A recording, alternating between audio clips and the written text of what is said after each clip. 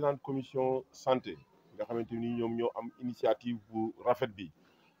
maanaam ku ne xam na ni daara xale yi nekk ci daara yi dañuy nekk souvent ci jafe-jafe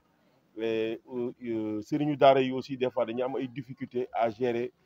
nombre pléthorique xale yi nga xam ne moom la ñu nekkal donc xale yi dañuy dem ba nekk mag te du ñu am occasion wu dugg néegu góor te loolu dafa nekk moment boo xam ni moment bu solennel la moment bu am importance ci xale. L'idéal suñu sañoon mooy xale bu koy def rek say waajur dañuy nekk sa wet parce que c'est une épreuve de courage de bravoure mais gis nañu nag souvent xale yi bu ñu nekkee daara waajur yu bëri sax des fois duñu jaar ci daara ja pour di nemmeeku xale yi muy nekk ay périodes yoo xam ne yu difficile ci xale yi la. moo tax la commune de Thiès Est à travers son bureau municipal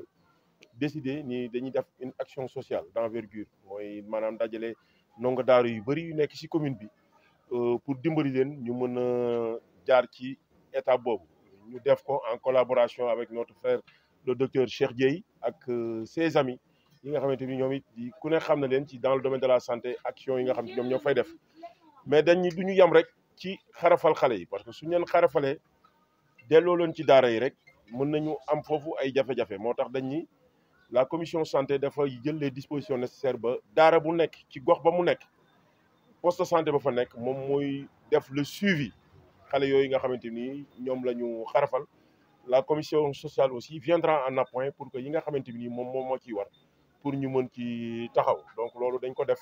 pour soulager les enfants wan leen ni leen ñoom it ci mbir mi la ñu bokk parce que waruñu continuer rek indifférence bi population yenn population yi nekkee ak ndongo daara yi par rapport ak difficultés yi nga xamante ni ñoom la ndongo daara yi nekk loolu la ñu bëggoon a ñëw tey pour soulager ko. amuñu un budget boo xam ni c'est un budget illimité mais social bi jàpp naa ni moom mooy li nga xam ne mooy ëpp ci activité maire yi lii mooy li nit ñi di gis mais ñun toutes nos activités sur le social man li may des fois dinaa xëy du ma ñëw ci maire bi mais les adjoints ak les adjoints yi fi nekk ñoom xam naa li ñuy jàkkaantool ku am ordonnance maire yi ku am facture électricité d'eau boo mënul fay nga ñëw nga nekk maire yi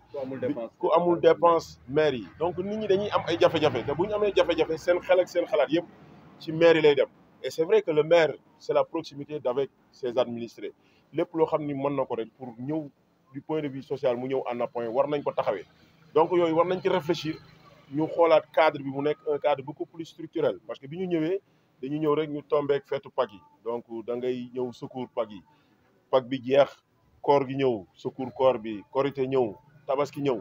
et il y a des événements religieux qui sont devant nous bu mel ni le grand magal de Touba et tout et yooyu yëpp nit ñi dañuy jàpp ni am na taxawaay boo xamante ni maire yi moom la war a taxaw ci seen wet donc il va falloir repenser tout ça ñu jéem a travailler à augmenter les moyens d'action de la mairie pour que mu gën a mën a am impact ci population ci biir population yi dañu bëgg mu nekk loo xamante ni mu nekk loo xam ne rek dañ koy def tey mu yem fi tey dañu bëgg ci bi ñuy ñëw di ñuy fal fekk na ñu voté le budget de la mairie de Thiès Est muy avagé 666 millions xam nga commune bu mel ni Thiès Est regroupé 22 quartiers ak li fi nekk ci ay askan wi seeni soxla yëpp budget boobu du ko attan donc bëgg nañu ñu travailler à augmenter de manière considérable le budget de la mairie pour que action yu mel nii ñu gën ci taxaw parce que xam nga bu ñu nee budget éducation nit ñi dañuy xalaat automatiquement l'école de Jules Ferry mooy école tubaab bi alors que daara yi éducation mënuloo ko wax te waxloo daara yi xam nga c'est des choix di nga gis parent bu def le choix d'amener son garçon à école publique kii dem école privée kii dem école catholique